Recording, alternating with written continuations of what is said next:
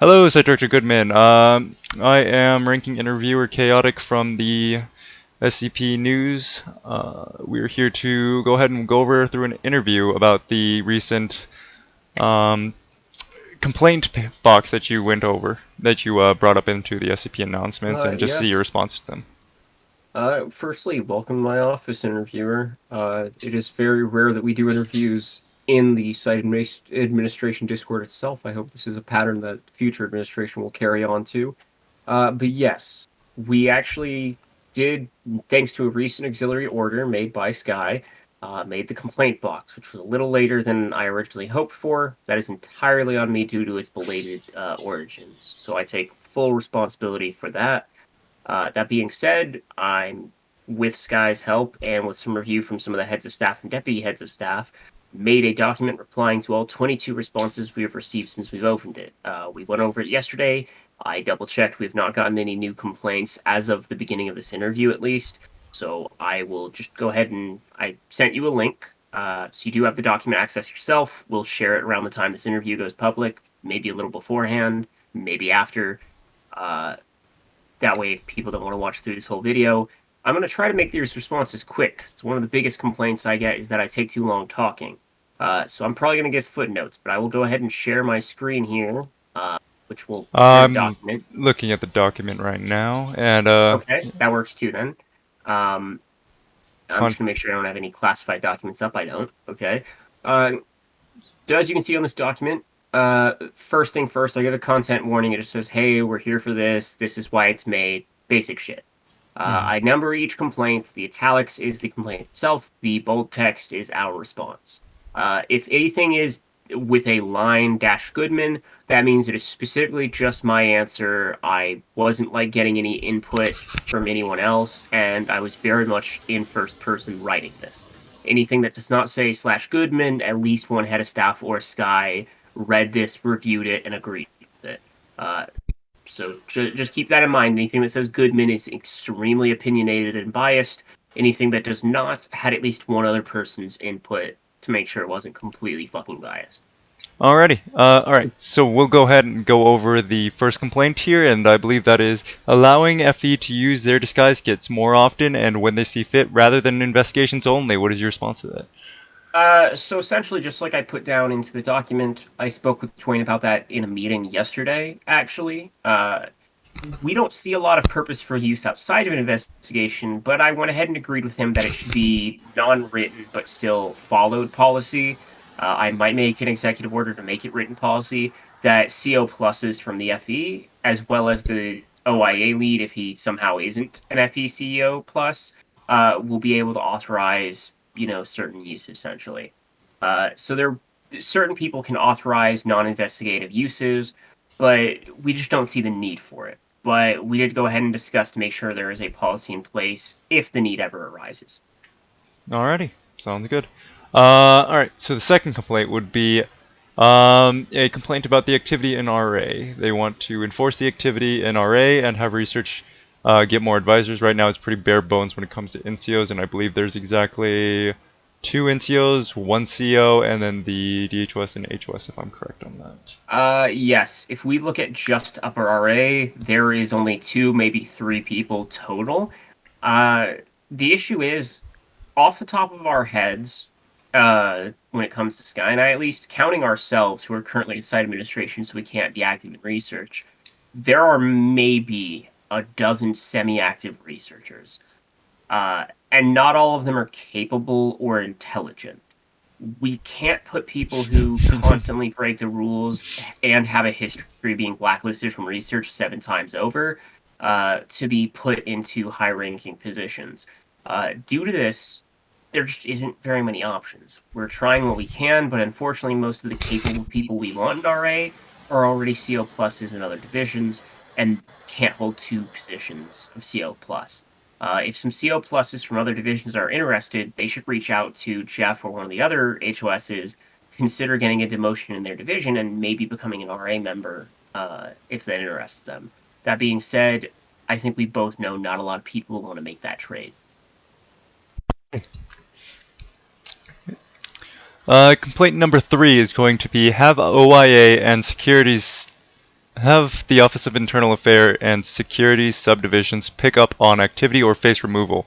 Office of Internal Affairs mostly, though.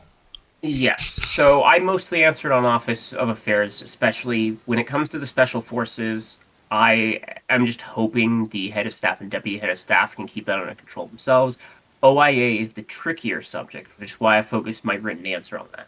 Essentially, the issue is if somebody commits a crime and there are no living witnesses or valid evidence of the crime ever being committed, OIA can't justifiably investigate it. And if they have no justifiable reason to open an investigation, they can't have an investigation.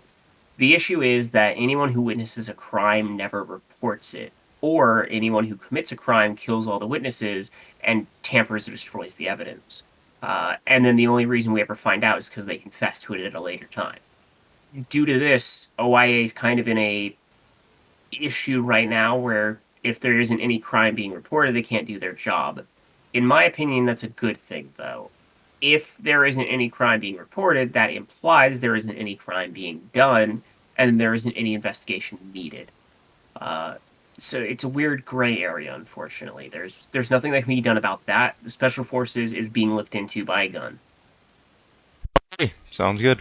Uh, so the fourth complaint is going to be allow security to not be limited to mostly guard D block. Introduce some patrol system for them.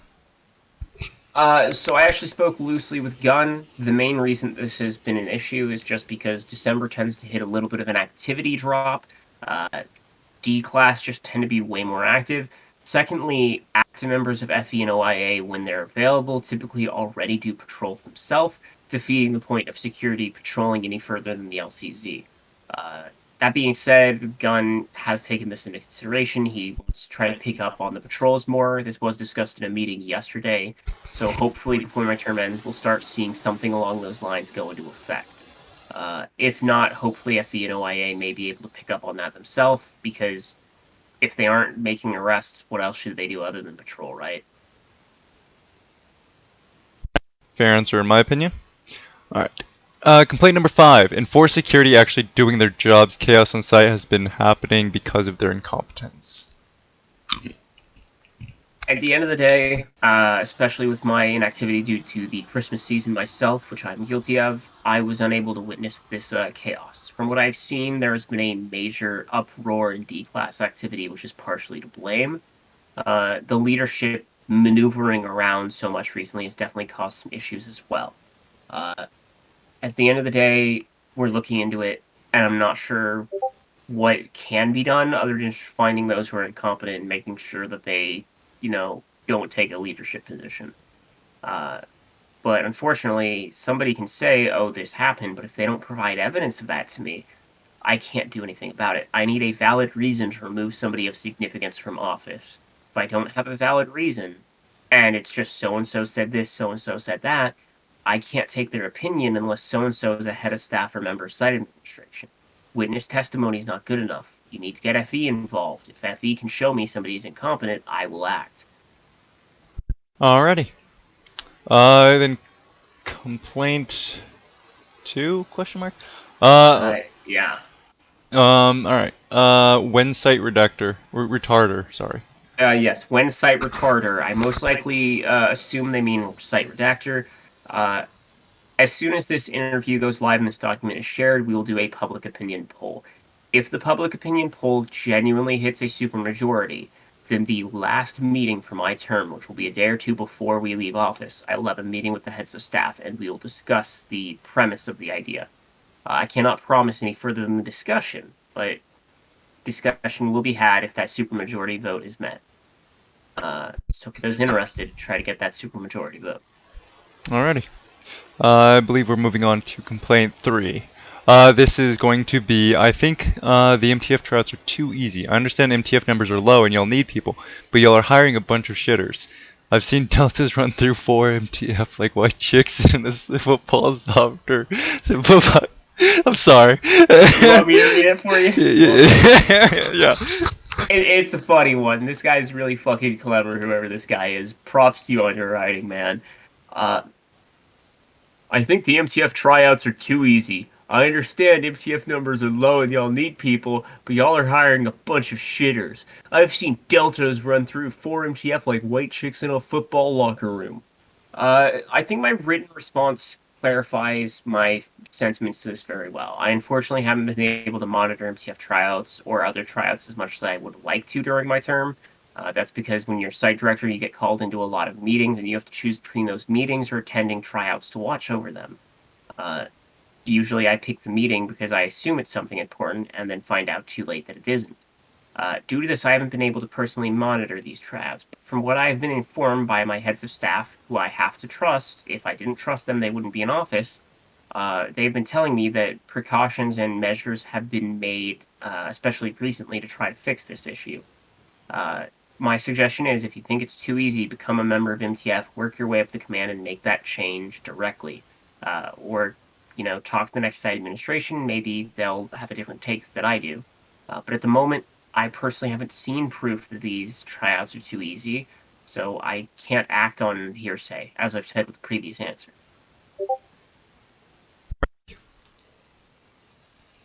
Complaint 4, Jeff is fairly inactive. Simple and I've to the point. spoken with Jeff even before my term. Firstly, I will say he's more active than the director of research before him, Ken Adams.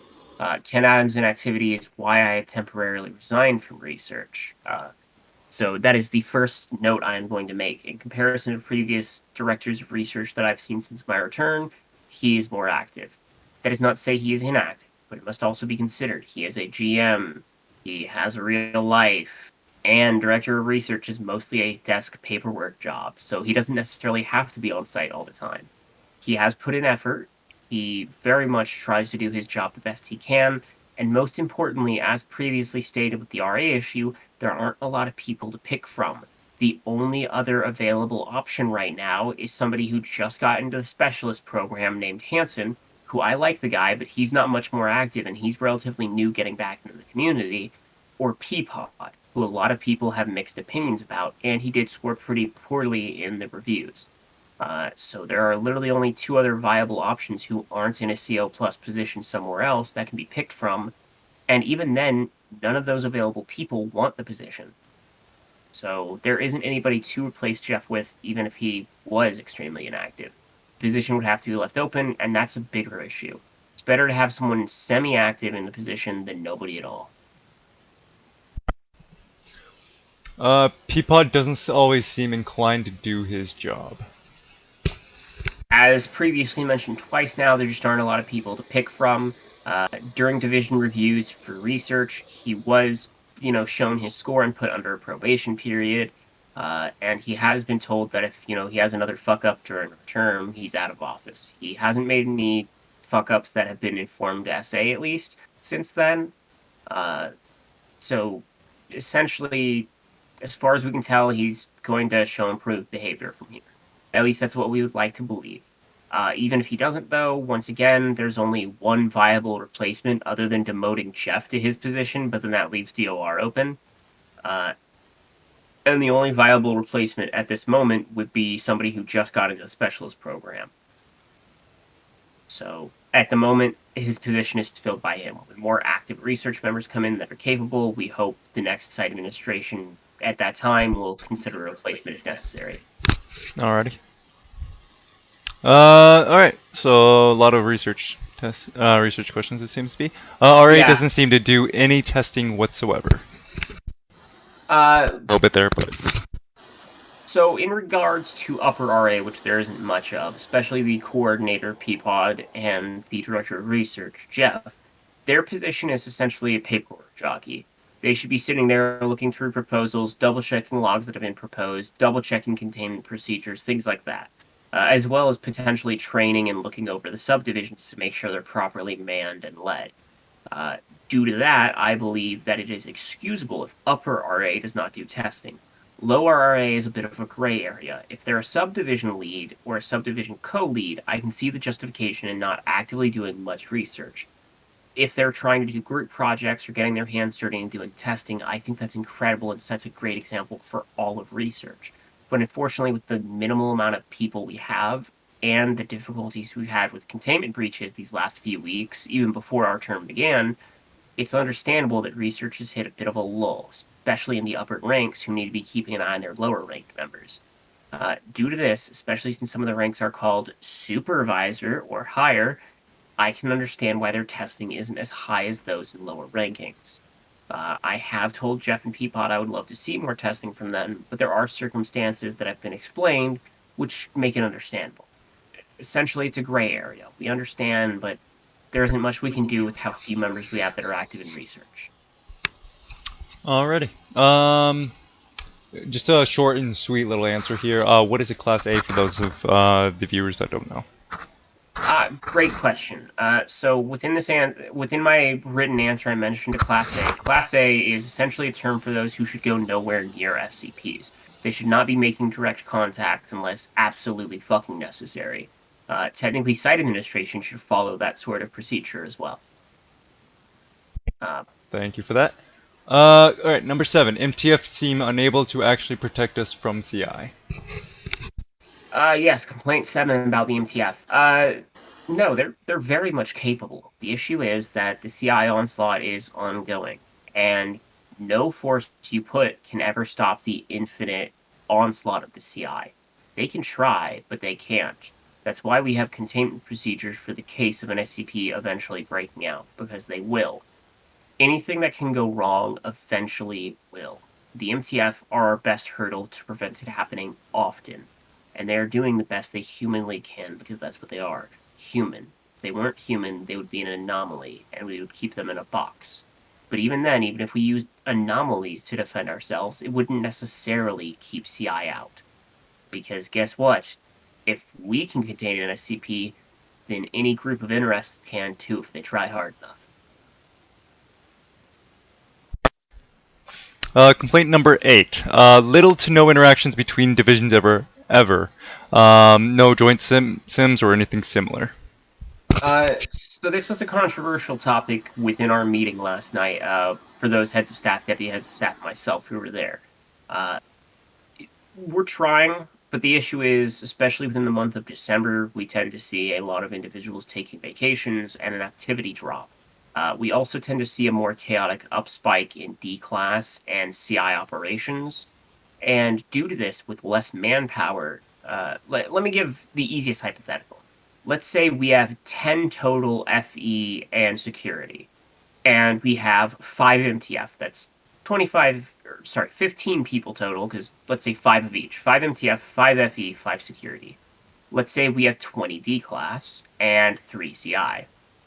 If security and FE decide that they are going to do a joint sim, and all of their members from both divisions go into this joint sim, you now have 5 MTF defending against 3 CI, any SCPs I didn't account for, and 20 D class in the D block. That is not a realistic expectation we should have of the MTF. Even if we only take part of the FE and part of the GenSec, that still gives us, most likely, less than 10 people guarding against 20 D class, 3 CI, and however many SCPs are on site. It's an unrealistic expectation. As much as I want joint sims and I've encouraged them, we just don't have the manpower in this month for it.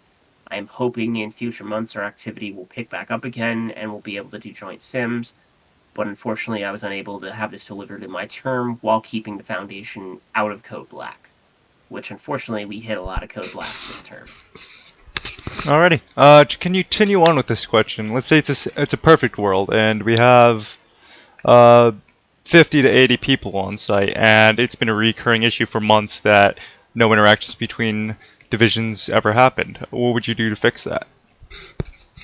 The simplest choice would just be making a sim and inviting multiple divisions in, possibly even encouraging COs to just force somebody to attend the sim.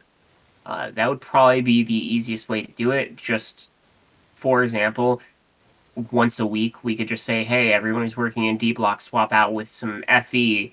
You guys are going to join the MTF in a sim today. And then the security gets to change things up a little bit. They get a reward for sticking with D block for so long by getting to do something, they find entertaining. And it helps them work with the MTF a little better to have their cooperation done better. The heads of staff believe that cooperation and communication, especially between the special forces of GenSec, have improved with MTF this term, but most heads of staff can agree that communication in any other sense hasn't improved to a significant degree. I have seen certain enlisted, especially from the MTF, working better with the other divisions, but I haven't really seen that in NCOs or higher yet. But the enlisted definitely have been trying this month, and for all of you enlisted who have been trying to work together, I've noticed, and I appreciate your cooperation. All right. So, I believe this. Let's see where. Oh, okay. So it's a question about your doctrine. Okay. Where are Yes. the document formats? You promised them in your doctrine, and I haven't seen a single word about them. Yes. So, admittedly, I was going to do that last night. I had a meeting that went on for roughly an hour and a half at least, and was way too fucking tired. I was planning on doing it today after today's meeting, but then we have the interview today, and I'm sure you can agree today's meeting has been very exhausting. I am Yeah. going to finally get it done tomorrow. I will not have any meetings that are intercepting or intervening, so it will be done tomorrow, most likely in the afternoon. For context for this meeting, in case it doesn't come out the night that it's done, I'm referring to December 31st, so New Year's Eve. That is when it will be released, most likely in the morning.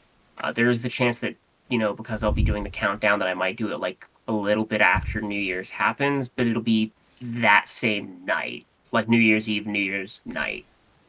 All right. So it'll be done sometime within essentially the next 24 hours ish, maybe 26 hours ish. Uh, I'll be making a chat in the research Discord, which will list all of the templates and will pin the ones that the director of research and myself like the most.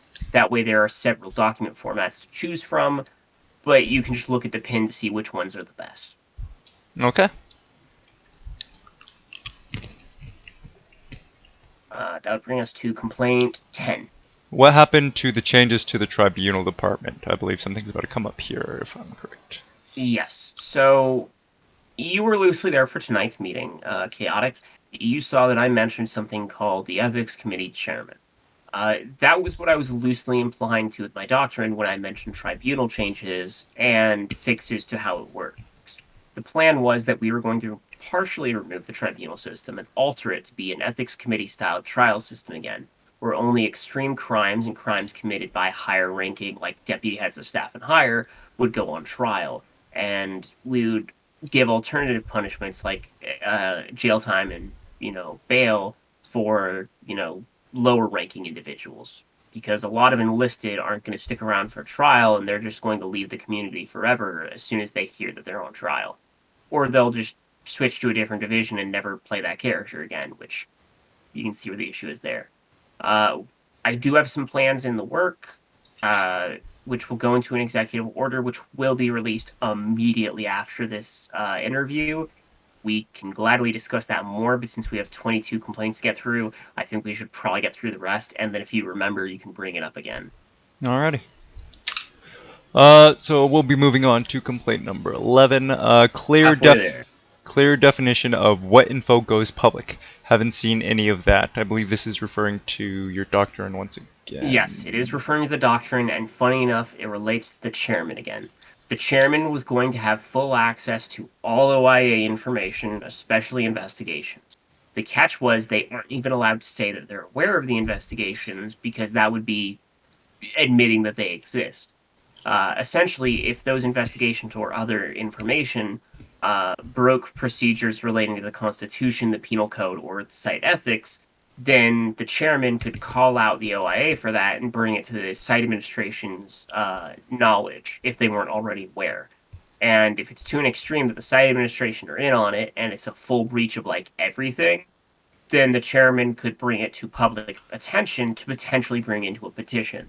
Uh, that being said, the chairman has been shot down several times by several sources, including almost every single head of staff. It was rediscussed tonight, but I think we finally put it to rest that the chairman will not be returning before the end of my term. Uh, so when it comes to what information is going public and fixes to the tribunal system, 90% of that is dead thanks to discussion with the heads of staff.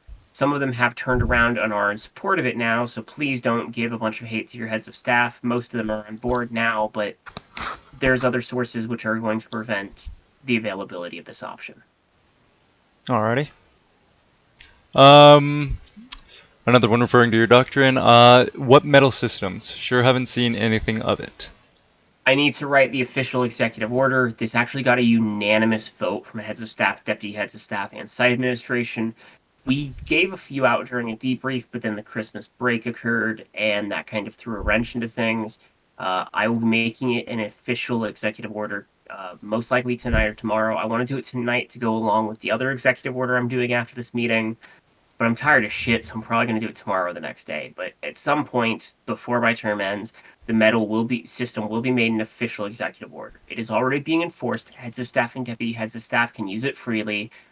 They just personally haven't witnessed a lot of award-worthy activity in their opinions. And when they do, usually something like NLR comes in the way from them getting killed, which prevents them from being able to give the medal, Alrighty. which is a pain in our ass more than you think.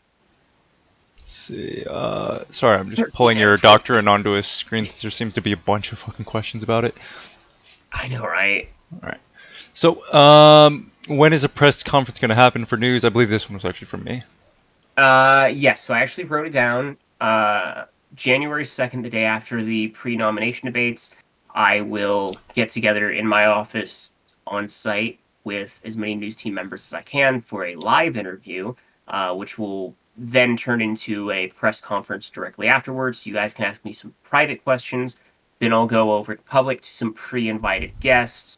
So it'll be a smaller press conference, more private, for protection sake of the news team and myself. We'll answer a few questions. The guests will be determined by the news team, not myself, as to avoid any like biased questioning to make me look good. You guys can I'll be able to veto anyone you invite to make sure we don't have any minches, but I'll be reasonable and I'll allow you guys to keep record of anyone I veto. So if there's any suspicious behavior there, you can call me out on it. Alrighty. Uh, and I will also plan on doing one on the 5th. That one will be more public. What I'll do is it'll just be a general, like, free to enter debrief. Other people can stay to their duties if they want. And we'll do some questions relating to that. I also hope the next site administration agree to this, but I'm willing to do a through Discord interview with whoever comes into office once the elections are over, so that you can interview the outgoing and ingoing site administration together, because I imagine that would make for some interesting news coverage. Alrighty. Complaint number 14. No pizza days. This is another one on your doctrine. Yeah, this is on my doctrine. Sky has on record done at least one pizza day, but he clearly didn't make it very publicly knowledgeable and did it at a dead hour, it seems. Supposedly, he has done more than one, and to ensure that it is absolutely publicly delivered, I'm going to try to work with whoever wins the elections so that during the inauguration, we do a pizza party either before, during, or after the inauguration, so that there's one last huzzah to celebrate them going in and to celebrate what good has come from me and Sky coming out. Alrighty. And did you just ignore Executive Order 120? Wait, what is that? So brutal honesty, that's entirely Jaeger's fault. I'm not even ashamed of throwing him under the bus. He outright said before we came into office it wouldn't work and encouraged a large amount of people not to use it. It is because of him we have a large amount of security, including enlisted, who are outright against the usage of the order.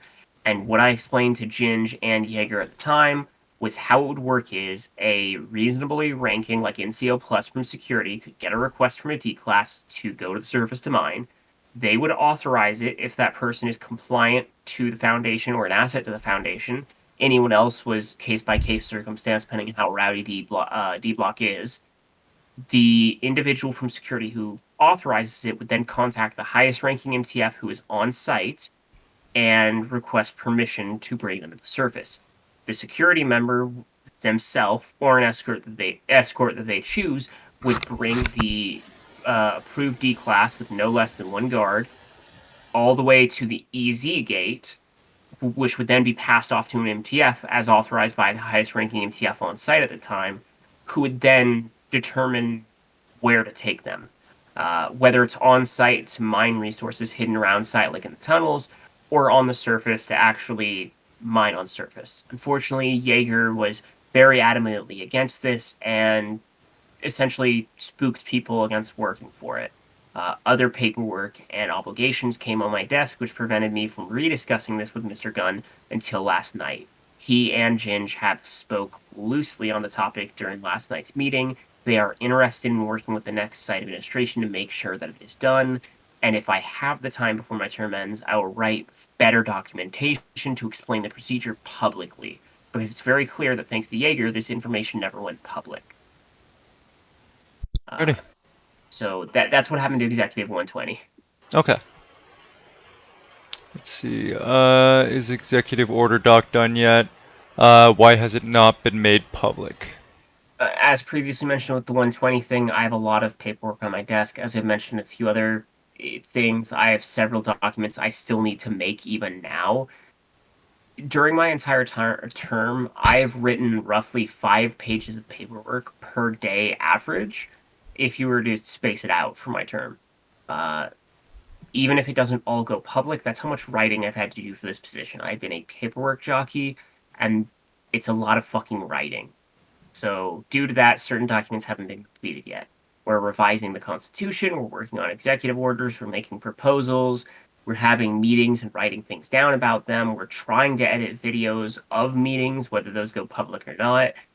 It's a lot of fucking work for one guy. Mm-hmm. I'm trying to get it done on time, but at this point, I'm not even going to make the promise.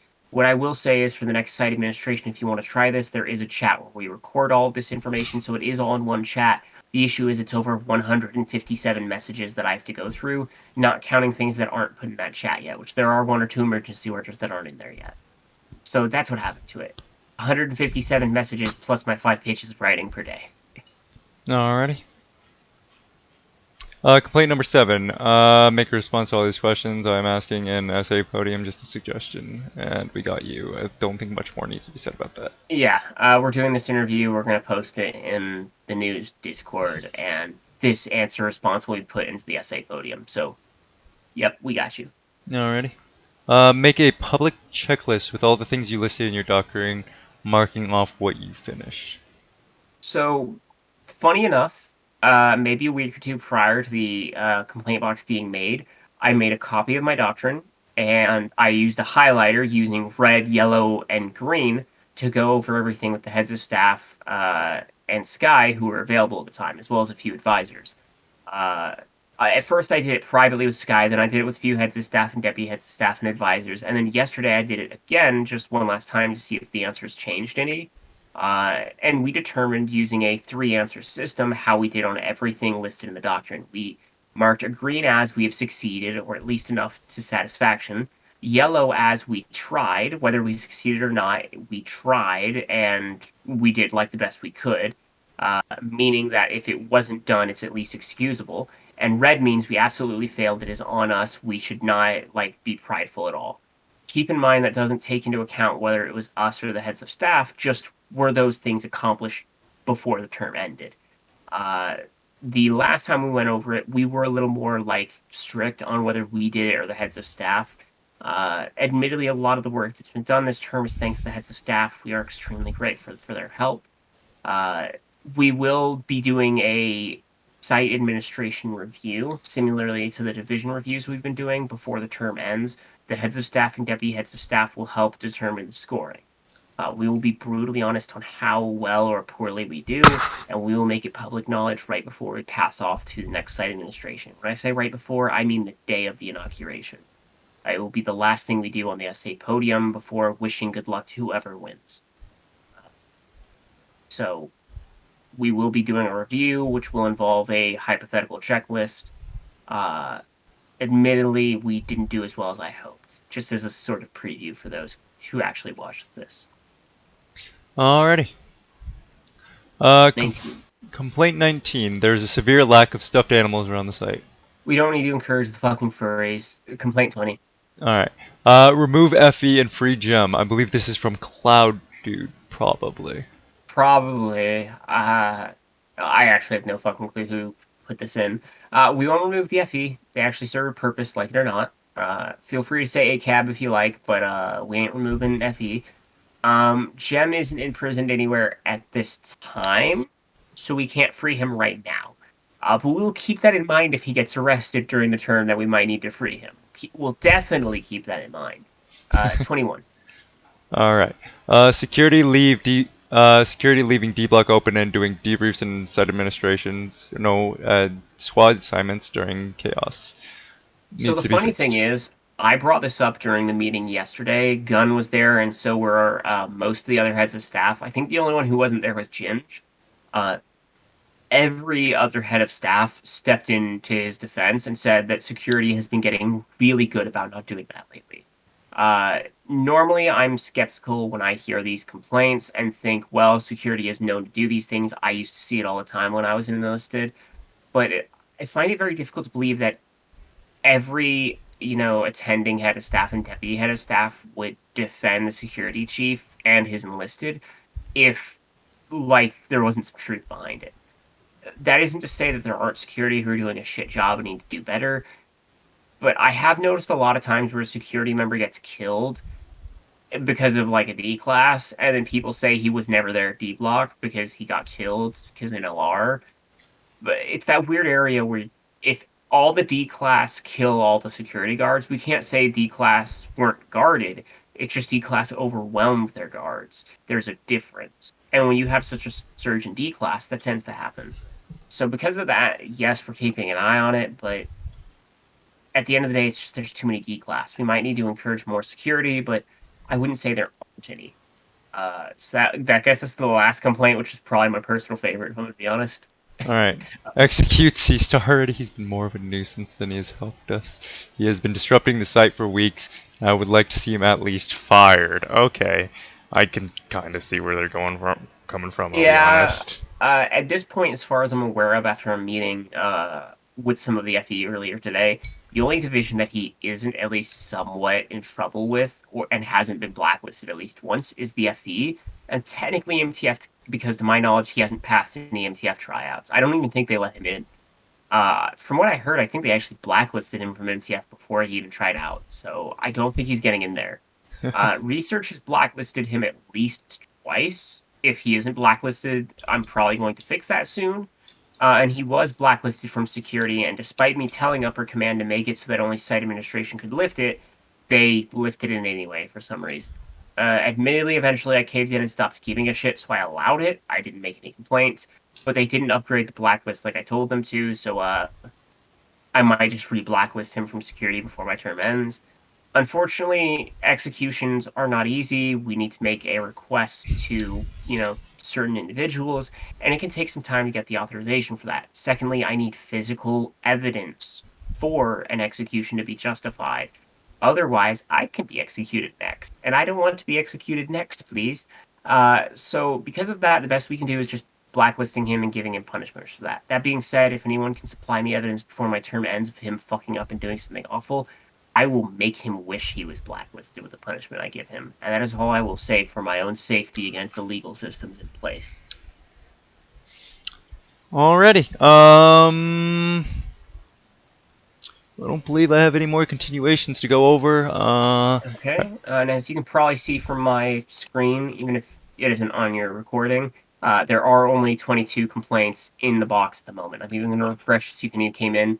Nope, no more came in while we were having this interview. So it's just those 22 we went over. Alrighty. I'm looking at your stream now.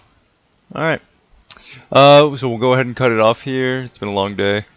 So, Absolutely. alright. Have a good one. Rock on. Come on, recording.